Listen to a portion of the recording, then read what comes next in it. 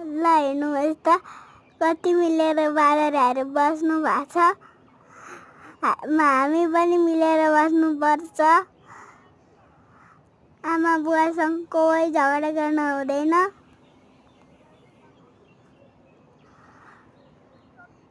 आमा बुवा बाबासँग नि हुँदैन, मम्मीसँग नि हुँदैन, भाइसँग नि हुँदैन।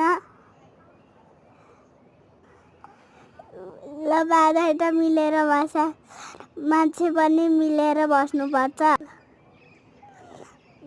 बाँदरहरूलाई कसले भात पकाएर दिन्छ कि यिनीहरू भोकै बस्छ? यिनीहरू के खान्छ? यिनीहरू भात खान्छ कि केरा खान्छ? अनि बाँदर खाइ है।